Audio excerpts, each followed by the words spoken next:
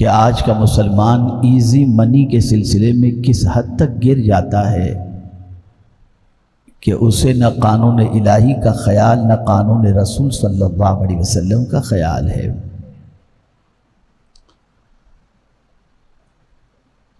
سب سے پہلے تو میں آپ کو ایک اور چیز بتا دوں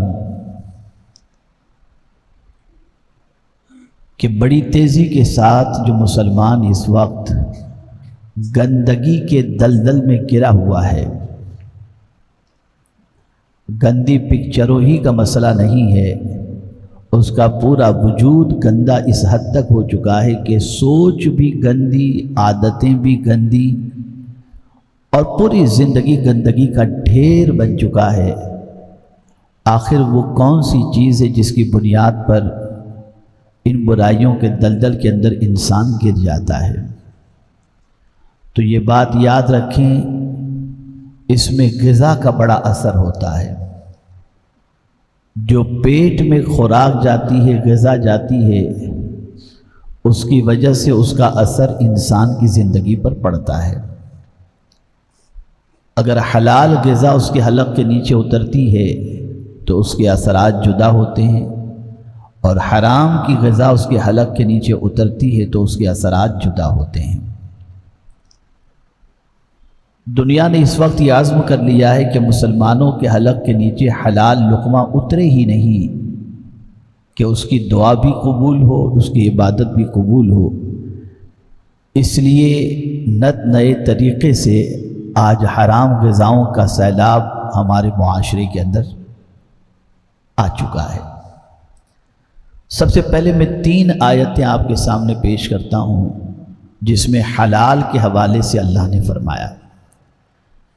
سب سے پہلے انسانوں سے اللہ نے خطاب فرمایا، سارے انسانوں سے، چاہے وہ کسی بھی مذہب کا ماننے والا ہو۔ فرمایا یا ایھا الناس کلوا مما فی الارض حلالا طیبا، اے لوگو کھاؤ اس میں سے جو حلال و طیب ہے، یعنی پاکیزہ ہے۔ وَلَا تَتَّبِعُوا خُطُوَاتِ الشَّيْطَانِ، اور شیطان کے پیچھے نہ چلو کہ بے شک وہ تمہارا کھلا ہوا دشمن ہے۔ سارے انسانوں سے حلال کھانے کے حوالے سے کیوں فرمایا جا رہا ہے؟ اس کی وجہ یہ ہے کہ ایک انسان چاہے وہ کسی بھی مذہب کا ماننے والا ہو، حرام کھائے گا تو اس کے وجود سے بہت سارے پاپ سرزد ہوں گے، جس کی وجہ سے معاشرہ گناہوں کی گندگی کے اندر گرفتار ہو جائے گا، اور خود اس انسان کی زندگی پاکیزہ چیز نہ کھانے کی وجہ سے بہت زیادہ برباد ہو جائے گی اور ڈسٹرب ہو جائے گی۔ اسی کے ساتھ ایک اور گروہ ایمان والوں کا اللہ نے جنرل لوگوں سے بھی پاکیزہ کھانے کے بارے میں فرمایا، اور ایمان والوں سے بھی، یا ایھا الذین آمنوا کلوا مما رزقناکم واشکروا للہ ان کنتم ایاہ تعبدون، اے ایمان والو ہم نے جو تمہیں روزی عطا کی اس میں سے حلال کھاؤ، حلال کھاؤ، اور اللہ کا شکر ادا کرو اگر تم میرے بندے ہو، یعنی اللہ کے بندے ہو۔ تو مسلمانوں کو بھی چاہیے کہ وہ حلال ہی کھائے، حلال کے علاوہ کہیں منہ نہ ڈالے۔ میں آپ کو بتاؤں، گائے کے سامنے مردار کو رکھ دیجئے، بھوکی ہوگی لیکن مردار نہیں کھائے گی، اور گھاس کے سامنے، ایک شیر کے سامنے گھاس رکھ دیجئے، 1000 بھوکا ہوگا لیکن وہ گھاس نہیں کھائے گا، اس لیے کہ شیر جانتا ہے کہ اس کی خوراک مردار ہے، جاندار ہے، اور بکری جانتی ہے کہ اس کی خوراک گھاس ہے۔ افسوس کہ مسلمان اپنی خوراک نہیں جانتا، جہاں چاہا منہ ڈالا، جو چاہا کھا لیا۔ حلال کھاؤ۔ اسی کے ساتھ انسانوں میں سب سے بڑا گروہ انبیاء اور رسول کا گروہ ہے۔ اللہ نے ان سے بھی فرمایا، یا ایھا الرسل کلوا من الطیبات واعملوا صالحا، اے رسولو پاکیزہ چیزوں میں سے کھاؤ اور نیک عمل کرو۔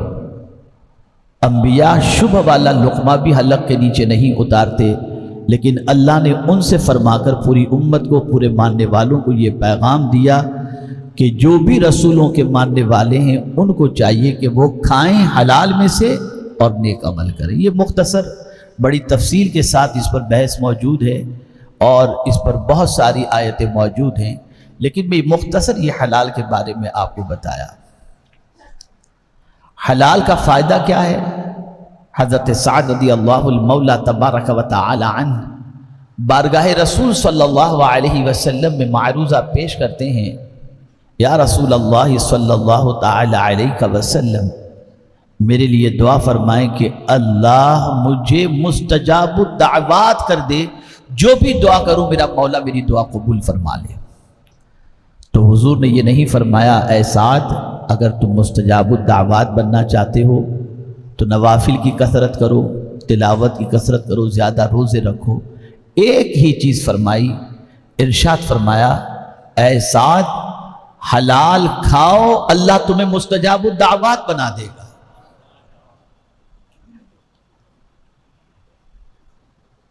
یہاں سے یہ بات سمجھ میں آئی کہ ہم کہیں بھی جا کر اپنی دعا کرتے ہیں وہ دعا قبول نہیں ہوتی، اس میں کہیں نہ کہیں حرام غذا کا بھی اثر ضرور ہوگا۔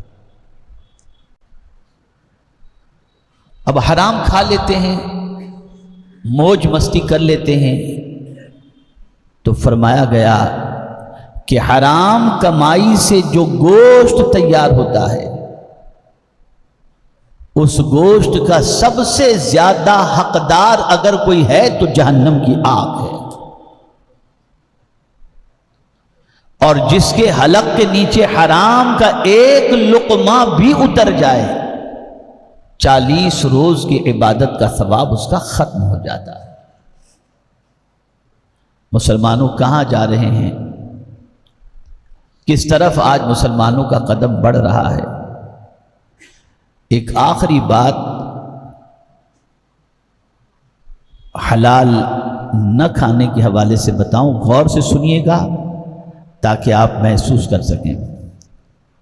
مسجد میں دل نہیں لگتا، نماز پڑھتے ہیں لذت نہیں ملتی، بس یوں ہی آئے کھڑے ہو گئے نماز پڑھی اور چل دیے، کوئی نماز کا کیف نہیں ملتا، کوئی سرور نہیں ملتا، کوئی لذت نہیں ملتی، کوئی نماز کا ذائقہ نہیں ملتا، نماز کی وجہ سے طبیعت کے اندر جو فرحت ہونی چاہیے وہ نہیں ہوتی۔ اس کی وجہ کیا ہے؟ مولا علی کرم اللہ تعالی وجہہ الکریم سے کسی نے پوچھا کہ میں نماز پڑھتا ہوں، نماز میں مجھے لذت نہیں ملتی، کیا وجہ ہو سکتی ہے؟ ارشاد فرمایا جب کبھی انسان کے حلق کے نیچے کوئی مشتبہ یا حرام لقمہ اتر جائے تو اللہ عبادت کی لذت اس سے چھین لیتا ہے۔ بہت سارے ایسے بھی ہیں جو لوگوں کا پیسہ دبا کر حرام کمائی کر کے خوب عمرے کرتے ہیں، احرام خریدتے ہیں، پارٹیاں کرتے ہیں، ساری چیزیں کرتے ہیں، انہیں بھی یہ مسئلہ ذہن میں رکھنا چاہیے۔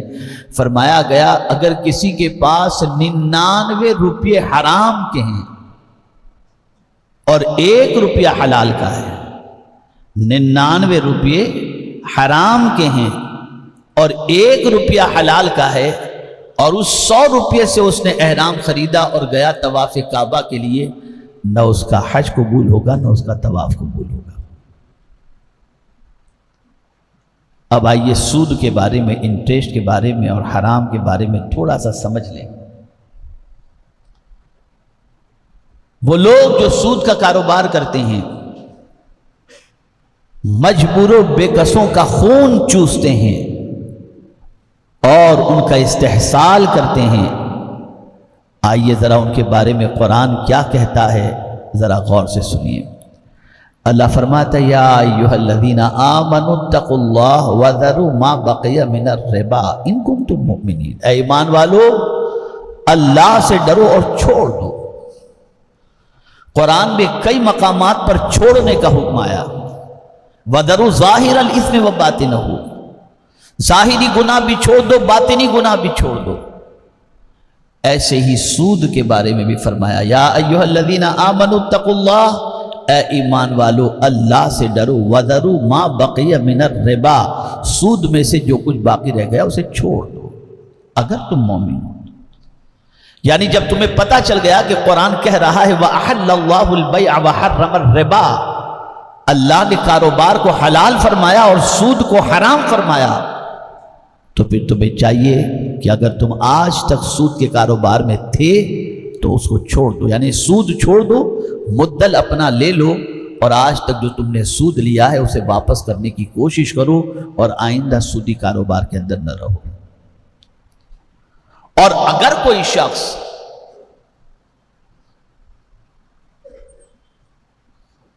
اتنا سننے کے بعد کہ اگر کوئی سود کا کاروبار کرتا ہے، سودی لین دین کرتا ہے، تو آقا کریم صلی اللہ علیہ وسلم ارشاد فرماتے ہیں اس کا سب سے ہلکا گناہ یہ ہے کہ کوئی آدمی اپنی ماں سے بدکاری کرے، یہ ہے سود۔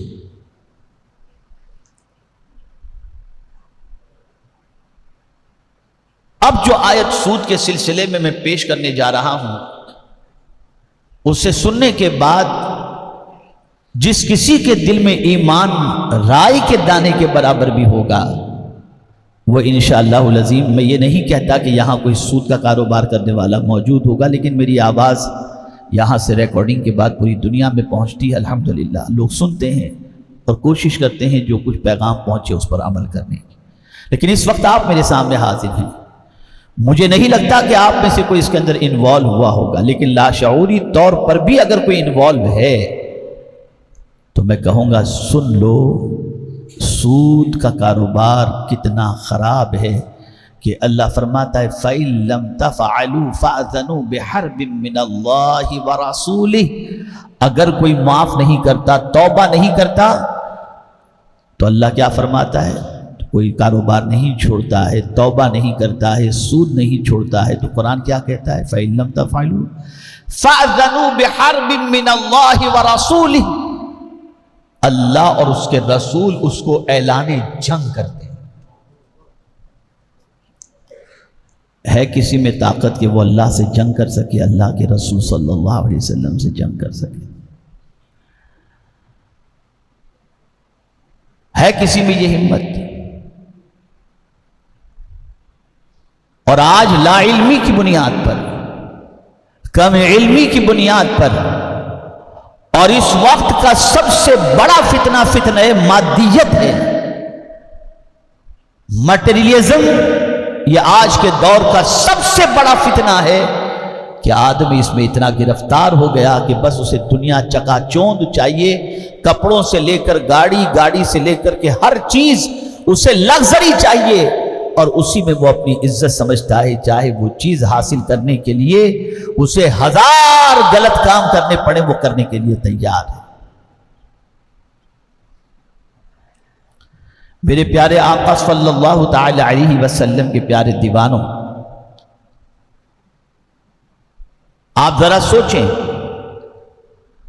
جہاں تک مجھے اطلاع ملی ہے، بلکہ میں آپ کو بتاؤں کہ ایک خاتون بیچاری خود میرے پاس آئی اور اس کے ڈوبے ہوئے پیسوں کا تذکرہ کرتے ہوئے مجھ سے کہنے لگی کہ حضرت میرے لیے دعا کریں کہ اللہ میری غلطی کو معاف فرما دے۔ میں نے کہا کیا ہوا، کون سی کیا مسئلہ ہے؟ تو انہوں نے کہا کہ میں نے میری کوئی آمدنی کا ذریعہ نہیں تھا، گھر چلانا تھا، یہ تھا وہ تھا، تو میں نے فلاں بیپاری کو اتنے پیسے میں نے دیے اور اس سے اتنے پیسے لیا کرتی تھی اور یہ کام کرتی تھی، اب وہ پیسے ڈوب رہے ہیں، اور تو میرے لیے دعا کریں کہ اللہ میری آج تک کی یہ سودی لین دین کی غلطی کو معاف فرما دے، آئندہ کے لیے میں توبہ کرتی ہوں۔ برحال جو کچھ بھی اس نے کہنا تھا وہ اپنے حساب سے بیچاری کہی۔ بعد میں مجھے پتا چلا کہ ایک بہت بڑا طبقہ اس کام کے اندر لگا ہوا ہے، خواتین بھی خوب لگی ہوئی۔ کہاں جا رہی ہے ہماری قوم؟ اور پھر کمال کی بات یہ ہے کہ وہ روزے بھی رکھتی ہیں، نماز بھی پڑھتی ہیں اور پڑھتے ہیں اور عمرہ بھی کرتے ہیں اور بظاہر کچھ خیرات و صدقات بھی دیتے ہیں، لیکن کاروبار۔ مجھے حیرت ہو رہی ہے کہ مسلمانوں کے اندر یہ بلا بڑی تیزی سے عام ہو رہی ہے، اور ہمارے وہ بچے جو شوق کی خاطر اپنے ماں باپ کے پیسوں کو چوری کر کے یا نہ جانے کس طریقے سے پیسے حاصل کر کے اس حرام کام کے اندر گرفتار ہیں۔ اے رسول اعظم صلی اللہ تعالی علیہ وسلم کے دیوانوں، آج تک اگر کسی نے سودی کاروبار کیا ہے، انٹریسٹ اور جو ہے وہ بیاج کے اندر گرفتار رہا ہے، تو اسے چاہیے کہ سچی توبہ کر لے۔ اللہ رب العزت قادر مطلق ہے اور وہ توبہ کرنے والے بندے سے محبت فرماتا ہے۔ ایک واقعہ عرض کروں گا، اس واقعے کے ذریعے آپ تھوڑے سے موٹیویٹ ہوں گے، اور انشاءاللہ العظیم اگر کوئی یہ کام کے اندر ملوث ہے تو آج کے بعد وہ اس کام سے توبہ کر لے گا۔ میں آپ کو بتاؤں، تاریخ کے اندر عظیم مشائخ میں، بزرگوں میں ایک اللہ کے ولی گزرے ہیں جن کا نام حبیب عجمی تھا۔ حبیب عجمی ہے، حضرت حبیب عجمی رضی اللہ المولا تبارک و تعالی عنہ توبہ کرنے سے پہلے انٹریسٹ کا کاروبار کرتے تھے، اور ان کی عادت تھی جس کسی کو انٹریسٹ کے ساتھ پیسہ دیتے اور جب مانگنے انٹریسٹ جاتے تو خالی ہاتھ کبھی نہیں آتے تھے، یہ ان کے معمول میں تھا۔ ایک مرتبہ ایک صاحب جن کو آپ نے انٹریسٹ پر پیسہ دیا تھا گئے مانگنے کے لیے انٹریسٹ، گھر میں وہ نہیں تھے، ان کی بیوی تھی۔ ان کی بیوی نے کہا میرے شوہر گھر پر نہیں ہے، تو حبیب عجمی نے کہا کچھ ہو تو دے دو، تم کو معلوم ہے کہ میں کسی گھر سے خالی ہاتھ نہیں جاتا، مجھے سود تو چاہیے ہی چاہیے۔ وہ بیچاری عورت گھر میں جو تھوڑا سا گوشت تھا اٹھا کر کے دے دی اور کہتی ہے کہ یہ لے جائیے، یہی میرے گھر میں موجود ہے۔ حبیب عجمی نے لیا، لے کر گھر پہنچے، بیوی سے کہا گوشت بناؤ۔ بیوی نے جب گوشت بنایا تو وہ گوشت خون میں بدل گیا، وہ گوشت خون میں بدل گیا۔ بیوی نے کہا میں نے آپ کو کئی مرتبہ سمجھایا ہے کہ آپ یہ سودی کاروبار بند کر دیجئے، دیکھیے یہ گوشت خون میں تبدیل ہو گیا۔ دل پہ ضرب لگی، وقت ہوتا ہے توبہ کا، دل پہ ضرب لگی اور کہا اب میں توبہ کرتا ہوں، اب نہیں کروں گا۔ لیکن سچی توبہ کرنے کے لیے وہ نکلے، کن کے پاس؟ حضرت حسن بصری علیہ الرحمہ کے پاس، جو تابعی اور جنہوں نے پرورش پائی مولا علی کی گود میں، اس حضرت حسن بصری علیہ الرحمہ کے پاس حبیب عجمی پہنچے۔ حضرت حسن بصری خطاب فرما رہے تھے، مجمع لگا ہوا تھا، توبہ پر تقریر کر رہے تھے۔ دوران تقریر انہوں نے فرمایا اگر کوئی سچی توبہ کر لے اللہ اس کی توبہ قبول فرما لے گا، چاہے وہ حبیب عجمی ہی کیوں نہ ہو۔ اب حبیب عجمی مشہور تھے انٹریسٹ کے سلسلے میں، حضرت حسن بصری جانتے نہیں تھے کہ کون حبیب عجمی ہے، لیکن جب حبیب عجمی نے اپنا نام سنا کہ اگر سچی توبہ کر لے تو اللہ اس کے گناہ کو معاف فرما دے گا، تو وہیں سے حبیب عجمی نے کہا حضور آپ نے کیا فرمایا؟ کہ اگر حبیب عجمی بھی سچی توبہ کر لے تو اللہ اس کی توبہ قبول فرما لے گا۔ پھر انہوں نے کہا کیا فرمایا حضور آپ نے؟ کہا حبیب عجمی بھی سچی توبہ کر لے تو اللہ اس کی توبہ قبول فرما لے گا۔ حبیب عجمی جب گھر سے حضرت حسن بصری کی محفل کی طرف جا رہے تھے تو راستے میں کھیلتے ہوئے بچوں نے کہا کہ سائٹ پہ ہو جاؤ، یہ سود کھور آ رہا ہے، کہیں اس کے پیر کی مٹی اپنے پر پڑے گی تو اپنے برباد ہو جائیں گے۔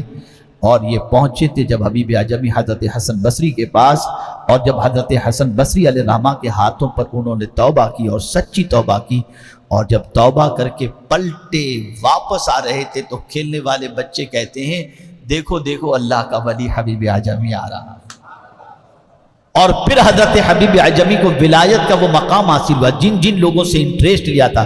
توبہ کا طریقہ یہ نہیں کہ کھا پی کے مت سو گئے اور اس کے بعد اللہ معاف کر دے، نہیں، واپس کرو، جتنوں کو جانتے ہو ان تک پہنچاؤ، ان سے ملو، ان سے معافی مانگو، واٹس ایپ کے ذریعے نہیں، مجھ سے جو غلطی ہوئی ہو آپ معاف کر دینا، سارے لوگوں سے ایک ساتھ میں ہول سیل میں معافی نہیں، انڈیویژل ملو، ان سے معافی مانگو۔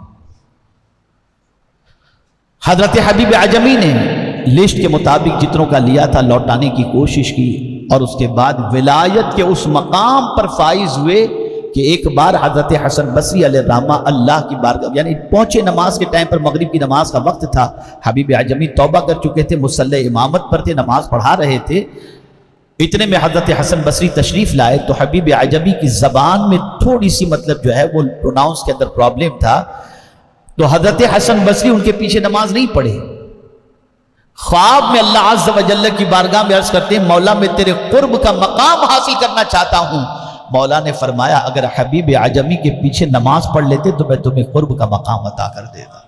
آدمی سچے دل سے توبہ کر لے تو اللہ کتنا اونچا مقام عطا کرتا ہے۔ تو سچی توبہ کرو، چھوڑو یہ ساری چیزیں۔ رزق جتنا قسمت میں لکھا ہے وہ مل کر رہے گا۔ اللہ سے ہمیشہ حلال مانگو، حلال کی کوشش کرو، حرام سے اپنے آپ کو بچاؤ۔ آپ حلال کی طرف قدم بڑھائیں گے، آپ کی عادتیں بھی درست رہیں گی انشاءاللہ، اور آپ کی عبادت بھی اللہ قبول فرمائے گا۔ اللہ رب العزت مجھے آپ کو سب کو قانون الہی اور قانون رسول صلی اللہ علیہ وسلم کی پاسداری کی توفیق نصیب فرمائے۔